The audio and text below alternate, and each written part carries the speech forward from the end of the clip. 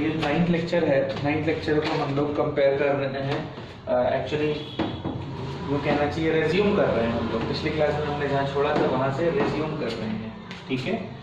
और पिछली क्लास में हमने हॉर्स एंड कार्ट की प्रॉब्लम के बारे में बातचीत कर रही थी, जिसके अंदर हमने कहा था कि एक हॉर्स और कार्ट की हम यहाँ पर इमेजिन करते हैं। जिस हॉर्स और कार्ट के अंदर ये हो गया आपके पास कार्ट, और इस कार्ट के साथ जुड़ा हुआ था हॉर्स, जिसको मैंने कहा था कि पॉइंट ऑब्जेक्ट है, इसको मैंने पॉइंट की तरह ट्रीट किया था। फिर मैंने कहा था कि जो हॉर्स है वो फोर्स लगाएगा F, और इस फोर्स का उसको रिएक्शन मिलेगा R। इस रिएक्शन के दो कंपोनेंट्स निकाले थे मैंने,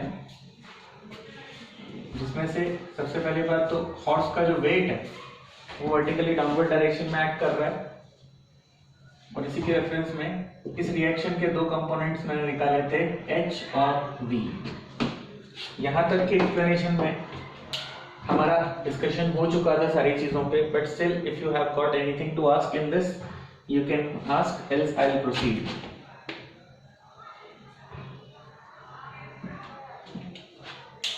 ठीक, तो फिर मैं प्रोसीड करता हूं आगे। जब ये घोड़ा इस बग्गी को, इस गाड़ी को खींचेगा, तो खींच किसकी मदद से रहा है? बीच में जनरली जो है एक थ्रेड हुआ करती थी, रस्सी हुआ करती थी। यहाँ पर भी हम लोग एक रस्सी को ही इमेजिन करके चल रहे हैं। वो रस्सी न बोल के आप उसको कई बार जो है लकड़ी का एक लिंक हुआ करता था पुराने जमाने में, उसको भी इस्तेमाल किया जाता था। तो यहाँ पर वो लकड़ी या थ्रेड जिसका भी इस्तेमाल किया जाएगा, अगर वो घोड़ा इस कार्ट को अपनी तरफ खींच रहा है तो इस लकड़ी में, इस लिंक के अंदर एक टेंशन डेवलप हो जाएगा, और ये टेंशन का रिएक्टिंग फोर्स ऑपोजिट डायरेक्शन में T लगेगा, है कि नहीं? घोड़ा खींच रहा है तो एक तनाव पैदा हुआ, तनाव पैदा हुआ, उस तनाव को मैंने कहा है T। T represents the tension in the string, tension in the string, तनाव, रस्सी में जो तनाव पैदा हुआ है उसको मैंने T कहा है। और इस T के रेफरेंस में जब ये बग्गी, जब ये गाड़ी आगे मूव करेगी तो इसको आगे मूव करने से कौन रोकेगा? ऑपोजिट डायरेक्शन में लगने वाला एक और फोर्स, जिसको हम बोलते हैं फोर्स ऑफ फ्रिक्शन। तो यहाँ F हो गया फोर्स ऑफ फ्रिक्शन। तो दो नए टर्म्स थे आपके लिए, टेंशन T और F फोर्स। जहां भी रस्सी या जहां भी इस तरह की बात की जाएगी, जहां भी बात की जाएगी कि हमने थ्रेड का इस्तेमाल किया है या स्प्रिंग का इस्तेमाल किया है, वो जब सभी जगहों पर हम लोग टेंशन बोल देते हैं। We always observe the word to be the tension. तो टेंशन फोर्स हो गया, टेंशन भी एक तरह का फोर्स ही होता है। एंड फोर्स ऑफ फ्रिक्शन, जो कि अगर गाड़ी आगे की दिशा में जा रही है तो गाड़ी को पीछे खींचेगा, रिवर्स डायरेक्शन में, ऑपोजिट डायरेक्शन में लगता है हमेशा फोर्स ऑफ फ्रिक्शन। ये पूरी कहानी संरचना के रूप में मैंने आपको समझा दी, एक्सप्लेन कर दी। यहाँ तक कुछ आप लोगों को कुछ पूछना है तो फिर मैं आगे प्रोसीड कर लेता हूँ अपनी।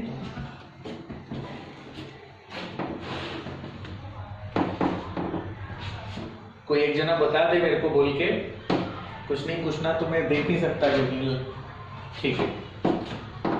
अब मैंने अपनी कन्वीनियंस के लिए जो बग्गी है इसका मास ले लिया कैपिटल M, और जो घोड़ा है, हॉर्स है,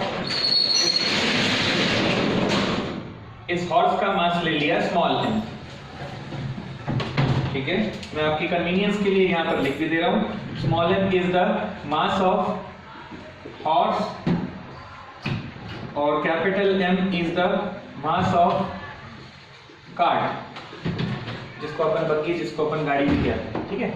तो कार्ट का मास हो गया कैपिटल M, हॉर्स का मास हो गया स्मॉल m। अब यहाँ पर हम सभी लोगों को बहुत ध्यान से, इत्मीनान से, दिमाग लगाकर समझना है चीजों को। फर्ज कीजिए, थोड़ी देर के लिए इमेजिन कीजिए कि ये जो घोड़ा है, ये घोड़ा आगे की तरफ जा रहा है, घोड़ा आगे की तरफ मूव कर रहा है with an acceleration of A acceleration से आगे की तरफ लेके जा रहा है सब कुछ। तो मैं सबसे पहले घोड़े की बात करता हूं। तो फॉर हॉर्स इस घोड़े के ऊपर कौन कौन से फोर्सेस हैं जो नजर आ रहे हैं लगते हुए, उन सारे फोर्सेस को मैं यहां पर चाहूंगा कि मैं इंडिकेट करूं। तो मुझे नजर आ रहा है एक फोर्स है वर्टिकली डाउनवर्ड डायरेक्शन में, जिसको मैं कह रहा हूं वेट। दूसरा फोर्स है इसके राइट हैंड साइड पर, जो कि उसका हॉरिजॉन्टल कंपोनेंट है रिएक्शन का। एक फोर्स है जिस फोर्स से वो जमीन को धक्का मार रहा है घोड़ा। एक फोर्स है उस फोर्स का रिएक्शन फोर्स, और वही वेट का रिएक्शन फोर्स, जिसको अपन लोग वर्टिकल कंपोनेंट भी बोल रहे हैं घोड़े के लिए, सॉरी रिएक्शन फोर्स के लिए। और इन सभी के बीच में एक और फोर्स नजर आ रहा है आपको, टेंशन का। तो इसका मतलब 3 और ये 3 6, ये 6 फोर्सेस लग रहे हैं अकेले उस घोड़े के ऊपर। कि ये बात सबको क्लियर है? ठीक है। अब now considering the motion of horse, अब मैं हॉर्स के मोशन को कंसीडर कर रहा हूं। अभी मैंने आपको सारे फोर्सेस गिनाए, मैंने ये नहीं कहा कि घोड़ा चल रहा है।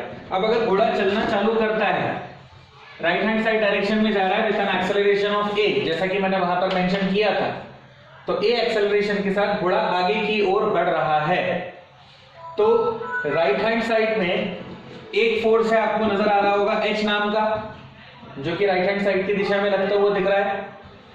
और दूसरा फोर्स है t, जो कि ऑपोजिट डायरेक्शन में लगता हुआ नजर आ रहा है। तो अगर मैं आपसे पूछूं कि सिर्फ x एक्सिस पर, ये x एक्सिस है पूरी की पूरी, x एक्सिस पर लगने वाला नेट फोर्स कितना होगा?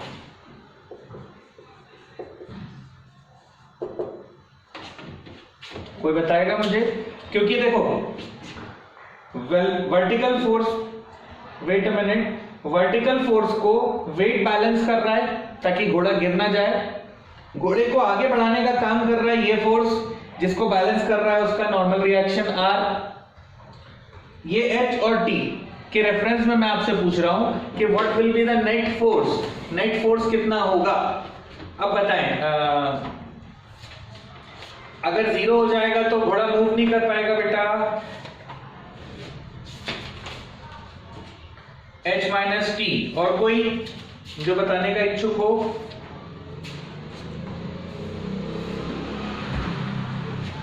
नहीं, एग्जैक्टली भाई H लग रहा है राइट हैंड साइड के दिशा में, जिस दिशा में एक्सेलरेशन है, मतलब जिस दिशा में घोड़ा चल रहा है उसी दिशा में H लग रहा है। तो ऑब्वियसली H और T में से नेट निकाला जाएगा।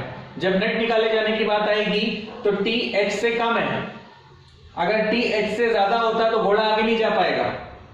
तुम खुद सोचो ना, अगर तुमको कोई पकड़ के पीछे खींच रहा है, अगर उसका फोर्स ज्यादा हुआ तो तुम आगे बढ़ ही नहीं सकते।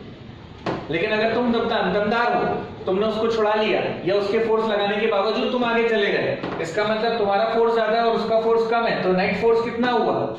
नेट फोर्स हुआ H माइनस टी। माइनस क्यों किया?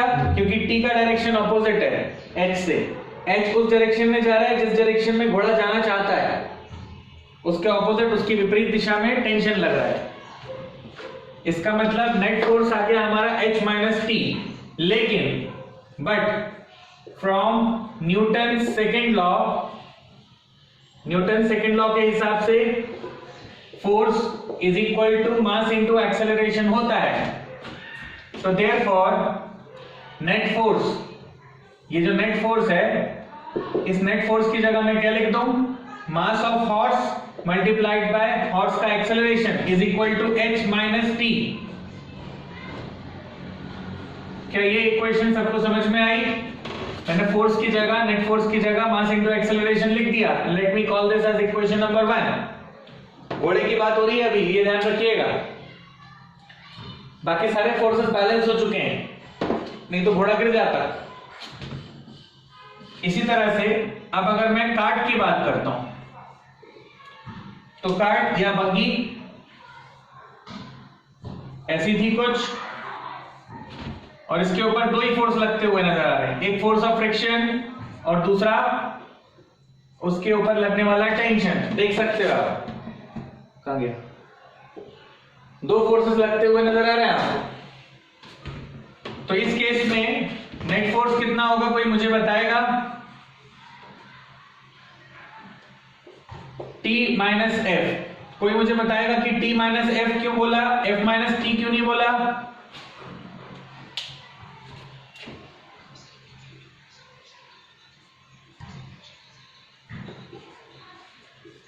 इसका सीधा मतलब है कि T is greater than force, T is greater than the force of friction. सही है, ये कहना चाह रहे हो आप?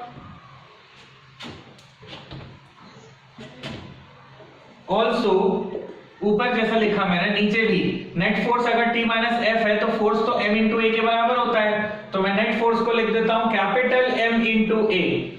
यहां कैपिटल M क्यों लिखा? क्योंकि capital M is the mass of the cart. तो M into A capital is equal to T minus F. ये बन गई आपकी दूसरी इक्वेशन। क्या फर्स्ट और इक्वेशन सभी लोगों को समझ में आई? क्या? हाँ यश, कुछ पूछ रहे हो?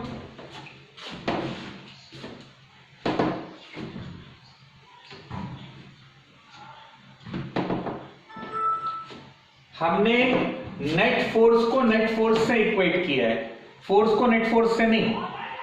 Force equals to mass into acceleration में ये फोर्स हर तरह का फोर्स है।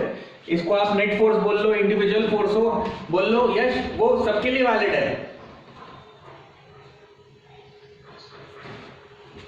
तो अब जैसा कि आपके सामने नजर आ रहा है, आपके सामने दो इक्वेशंस आ चुकी हैं जिसमें m into A is equals to h minus T और m into A is equals to t minus F. ये दो इक्वेशंस आपके सामने क्लियरली मेंशन की जा रही है ना? अब अगर मैं इन दोनों इक्वेशंस को मान लीजिए आपस में ऐड कर देता हूं,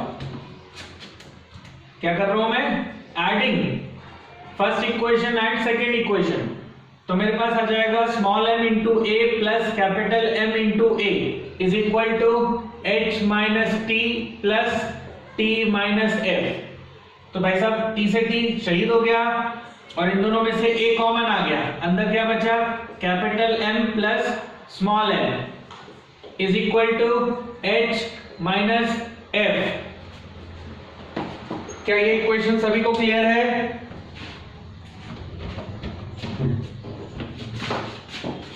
और इस इक्वेशन की मजेदार बात यह है कि दोस्तों इस इक्वेशन से बड़े आसानी से, मैं इसके आगे यहां लिख रहा हूं, इस इक्वेशन से बड़े आसानी से हम घोड़े का या उस कार्ट का, क्योंकि घोड़ा और कार्ट तो जुड़े हुए हैं, तो दोनों का नेट एक्सेलरेशन निकाल सकते हैं। कैसे?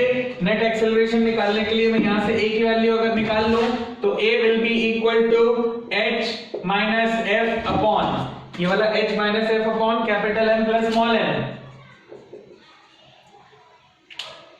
This will be recognized as the acceleration of the object। मतलब उस घोड़े का या उस कार्ट का जो एक्सेलरेशन है वो होगा h minus F upon m plus m। क्या ये बात सभी को समझ में आई? सभी को?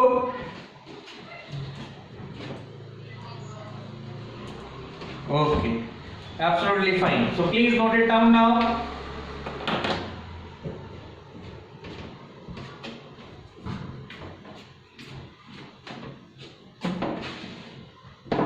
कल थोड़ा हड़बड़ी हो जाती, कल थोड़ी जल्दीबाजी हो जाती, इस वजह से मैंने इसको होल्ड पे कर दिया था कल, और ये कंप्लीट भी नहीं हो पाता कल, इसलिए मैंने आज के लिए टाल दिया था इसको। आई होप सभी को समझ में आया होगा। आप क्या करना चाहते हो? सबट्रैक्ट करने से फायदा? सबट्रैक्ट करने से फायदा?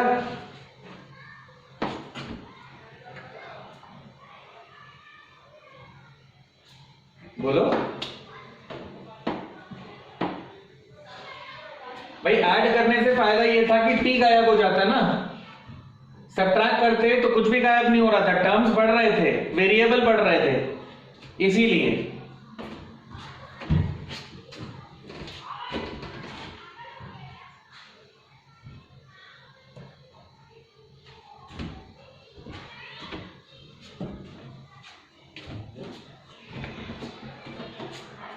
हाँ जी,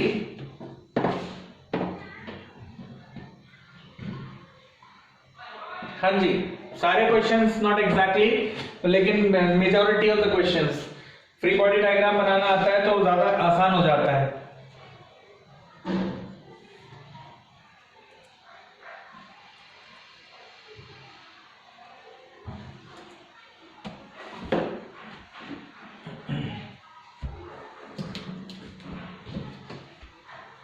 मैं अपने लैपटॉप से लॉगिन करने की कोशिश तो कर रहा हूं, लेकिन ऑन भी हो गया है, but I can not sure you कितनी देर तक ये ऑन रहता है, क्योंकि बार बार मल्टीपल रीस्टार्ट मांग कर रहा है ये बार बार।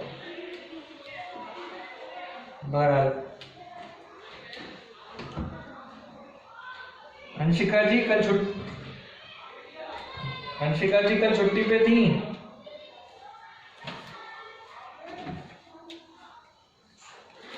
क्या हो गया?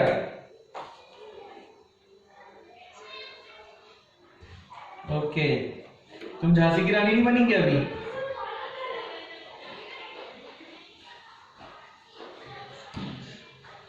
अच्छा,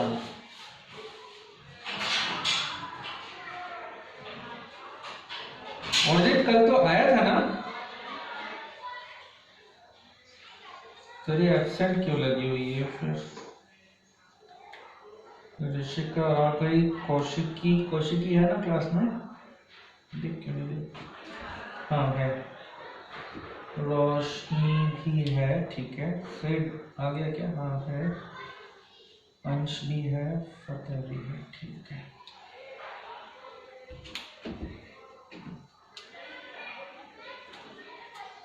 शीलू तुमको समझ में आया?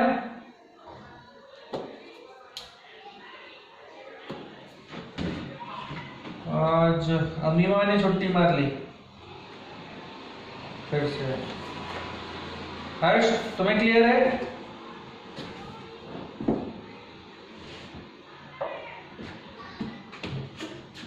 तो चला जाता है।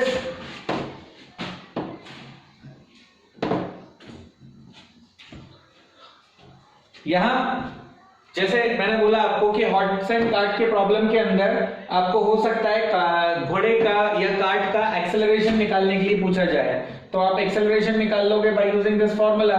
इस फार्मूले को निकाल के, जिसमें आपको पता है कि ये h क्या रिप्रेजेंट कर रहा है, कोई मुझे बताएगा? What is this h?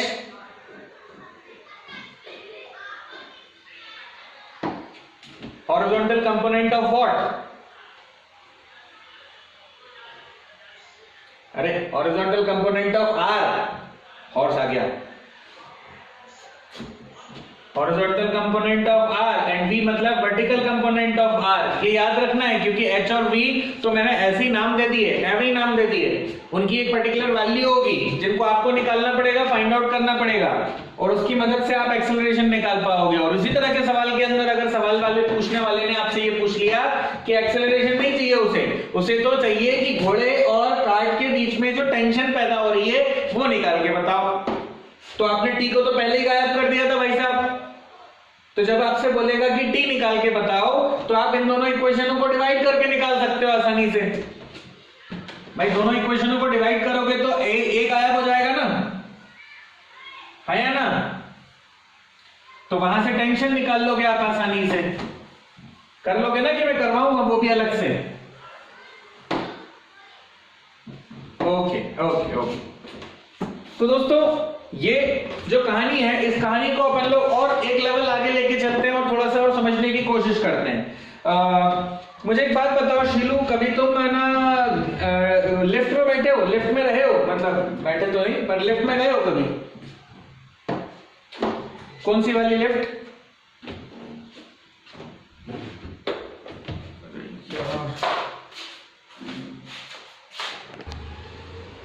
तो मैं जैसा कह रहा था, हम अपने टॉपिक को आगे कंटिन्यू करते हैं। और जैसे मैं कह रहा था कि भाई मेरे लैपटॉप फिर से शहीद हो गया, लाइट चले गई है, तो आपको बोल के बताना पड़ेगा जो भी डाउट पूछना हो या कहना हो अगर कुछ, तो प्लीज आगे बढ़े। गाड़ी बात करते हैं। और शीलू से मैं पूछ रहा था कि शीलू तुम लिफ्ट में कभी गए हो? तो शीलू का जवाब था हाँ। कौन सी लिफ्ट में गए थे शीलू, थोड़ा सा बताओगे मेरे को?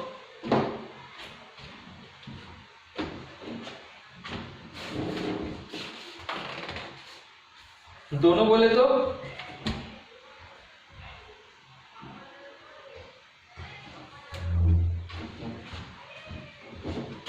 हाँ हाँ भाई, उसी की बात कर रहा हूँ। ऐसा नहीं कि अदनान सामी को मुझको भी तो लिफ्ट करा दे, गाना वाना गाने लगो। उसमें बताना और पूछना ये था भाई मुझे कि जब तुम लिफ्ट से ऊपर जाते हो, लिफ्ट ऊपर की तरफ जाती है या नीचे जाती है, तो तुमको थोड़ा कुछ अजीब सा महसूस होता है कि अपनी बॉडी के अंदर किसी तरह का कंपन, किसी तरह का अंतर कुछ महसूस करते हो कि एकदम से तुमको थोड़ा सा हल्का हल्का, एकदम से तुमको भारी भारी महसूस होने लगा हो? कभी ऐसा महसूस किया है आपने? ओके, तो हर्षिता मैं अब तुमसे पूछता हूं कि जब लिफ्ट ऊपर जाती है तब हल्का महसूस होता है या जब लिफ्ट नीचे आती है तब भारी महसूस होता है? बताओ हर्षिता।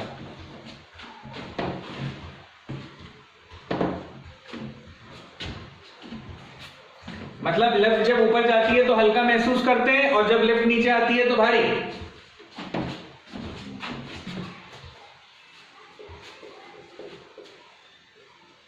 हैं? बोलो हर्षिता। तुम तो मेरे हाँ में हाँ मिलाते चले जा रही हो, हैं? Playing smartly. ओके, चलिए दोस्तों, लिफ्ट की जब बात कर रहे हैं तो पहले तो अपन लिफ्ट में क्लैरिफिकेशंस ले लें कि लिफ्ट के क्लैरिफिकेशंस क्या हैं। अगर ये लिफ्ट का कंपार्टमेंट है और इस लिफ्ट के कंपार्टमेंट में आप अंदर खड़े हुए हो, मुस्कुरा रहे हो, तो आपका जो वेट है, क्योंकि अपन आपकी बात कर रहे हैं, लिफ्ट की बात नहीं कर रहे। लिफ्ट का वजन बढ़ता घटता नहीं है, लिफ्ट का वजन तो कांस्टेंट रहेगा, लिफ्ट में कोई चेंजेस नहीं होंगे।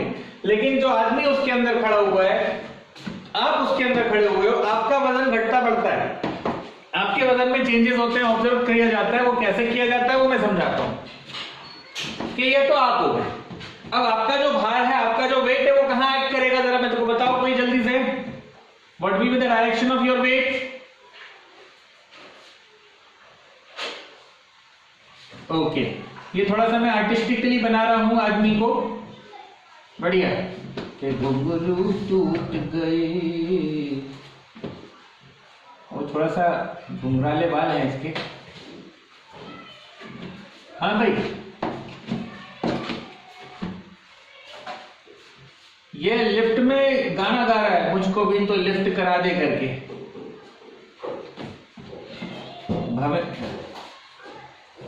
ओके, वो तो फिर वो उसमें फिर थोड़ा सा चेंज हो जाएगा। तो आप देख सकते हो कितना खुशमिजाज आदमी है ये।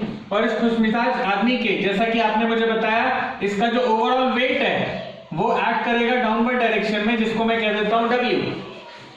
और इस वेट के अगेंस्ट इस बॉडी से एक रिएक्शन फोर्स मिलेगा, जिसको अपन बोल देंगे ऊपर की तरफ। बोलो हाँ या ना?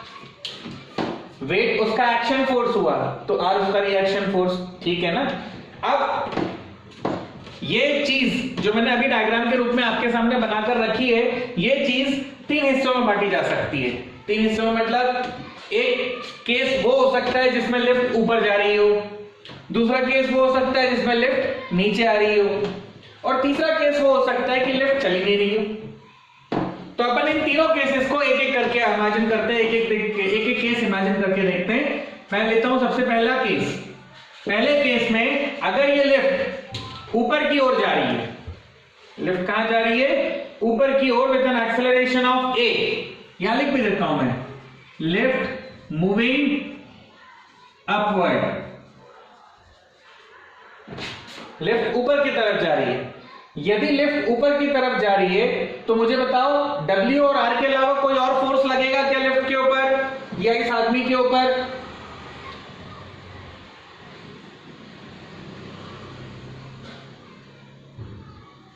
बिल्कुल नहीं। तो कौशिकी, आप मुझे बताओ कि अगर ये W फोर्स नीचे लग रहा है, R फोर्स ऊपर है, तो इन दोनों का नेट फोर्स कितना होगा?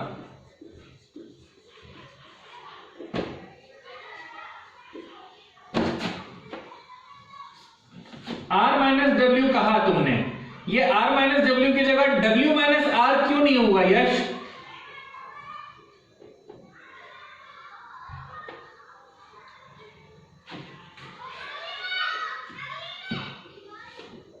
हाँ यश, मैंने कहा R माइनस W की जगह W माइनस R क्यों नहीं होगा?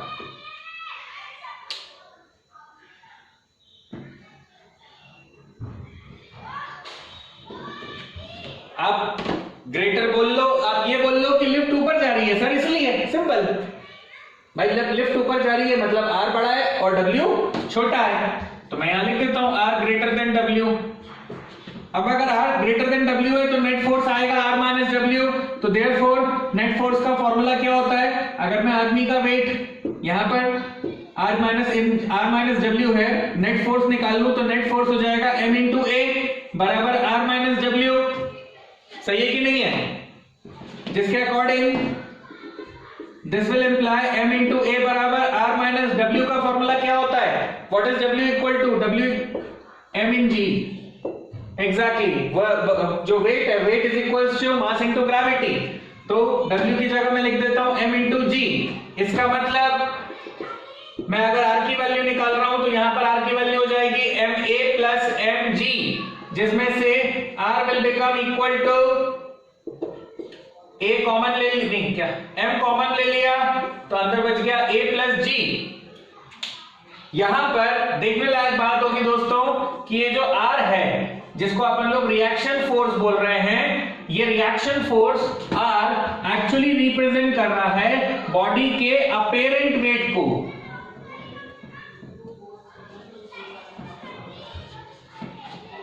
जो R है रिएक्शन फोर्स, वो रिएक्शन फोर्स रिप्रेजेंट कर रहा है बॉडी के अपेरेंट वेट को, आभासी वेट को, वर्चुअल वेट को।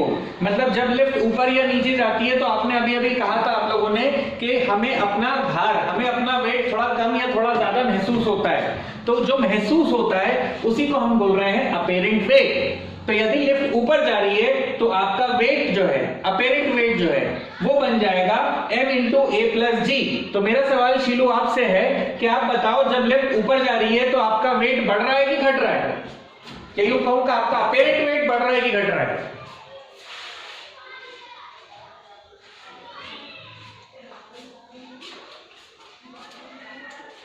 हर्षिता आप बताओ, बढ़ रहा है घट रहा है?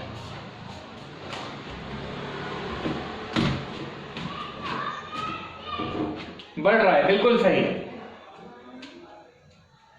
हमें लगता कुछ नहीं है, जो दिख रहा है वो बताओ ना। यहां पे R की वैल्यू में A प्लस G है ना, ऐड हो रहा है ना, तो बढ़ रहा है, सिंपल। ठीक है, इसका मतलब जब भी लिफ्ट ऊपर जाती है तो हमेशा बॉडी का वेट क्या होता है, बढ़ता है। एग्जैक्टली इसी तरह से अब अगर मैं आपसे पूछता हूं कि लिफ्ट ऊपर नहीं जा रही, नीचे आ रही है, क्या हो, लिफ्ट नीचे आ रही, तो लिफ्ट नीचे आने की सिचुएशन में इक्वेशन क्या बनेगी, कोई बता सकता है? Second case, lift moving down. अगर लिफ्ट नीचे आ रही है, ये लिफ्ट है, नीचे आ रही है, एक्सेलरेशन A है, रिएक्शन तो ऊपर ही रहेगा, वेट नीचे रहेगा, तो क्या फॉर्मूला बताया आपने, क्या इक्वेशन बताई? W माइनस R हो जाएगा, बिल्कुल सही कहा। This will be equal to MA, और इसके according mg minus R equal to MA, जिसका मतलब हुआ R की वैल्यू हो जाएगी mg माइनस MA। यहां पे M कॉमन ले लिया तो G माइनस A बराबर R। इसका मतलब लिफ्ट नीचे आएगी तो शीलू वेट बढ़ रहा है कि घट रहा है? पक्का ना?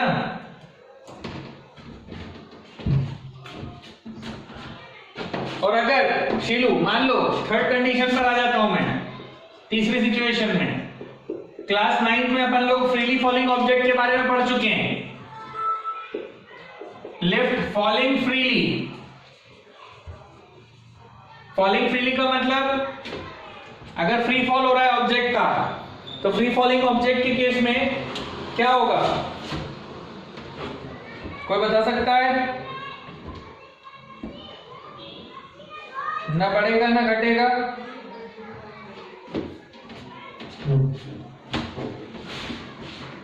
वेटलेसनेस की situation, obviously that is weightlessness. तो वेटलेसनेस की सिचुएशन में आपके पास जो नेट वैल्यू है फोर्स की वो जीरो हो जाती है, मतलब कुल मिला के the object will not experience any kind of force.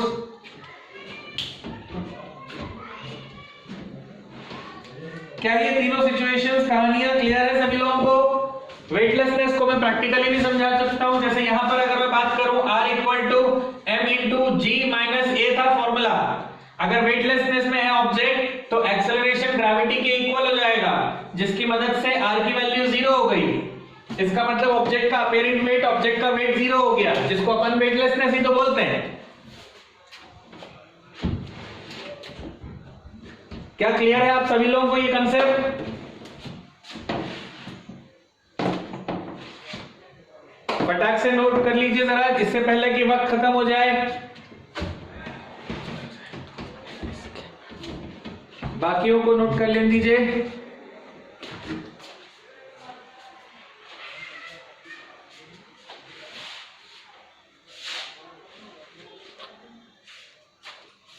Okay, सभी लोगों का डंडन हो गया क्या?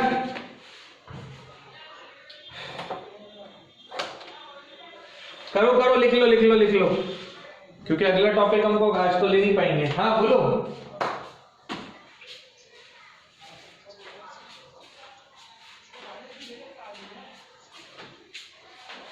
तुम लिफ्ट जैसी कोई और चीज बता दो।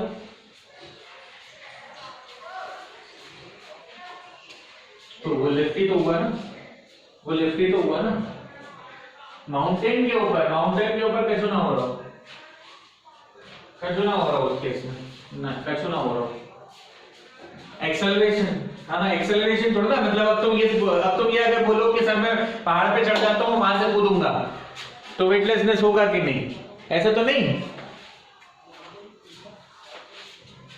हाँ फिर तो वो अलग चीज है यार, ऑक्सीजन का कम पड़ जाना या अपन को वो फील, वो चीजें अलग है, उसको अपन इससे कंपेयर नहीं कर सकते। वहां अपन एक्सेलरेशन के साथ थोड़ा मूव कर रहे होते हैं, अपन पहाड़ पे चढ़ रहे होते हैं, अपन पहाड़ पे दौड़ थोड़े रहे होते हैं कि अपन ऐसे करते हुए। हाँ, bungee jumping can be taken as an example. किसमें? केबल कार, अच्छा वो जो रोपवे होता है, हाँ उसमें भी मान सकते हो, लेकिन रोपवे में भी सिचुएशन है कि आप कितने इंक्लिनेशन पर जा रहे हो। जनरली जो केबल कार्स होती हैं, जो रोपवेज होती हैं, उनमें बहुत ज्यादा एंगुलर इंक्लिनेशन होता नहीं है, पैरेलल लगे होते हैं वो ज्यादातर केसेस में, और बहुत कम केसेस में इंक्लाइन रहता है, और इंक्लाइन रहता है लगभग 10 से 20 डिग्री या 25 डिग्री तक का। उससे ज्यादा डिग्री ऑफ इंक्लिनेशन होगा तो चढ़ाने में बहुत मुश्किल आती है। हाँ, क्रेन वाला ले सकते हैं बिल्कुल। एस्केलेटर्स भी ऑब्वियसली, एस्केलेटर्स में इसलिए नहीं ले रहा क्योंकि उनमें वर्टिकल फॉल नहीं होता, वर्टिकल मूवमेंट नहीं होता, एंगुलर मूवमेंट होता है।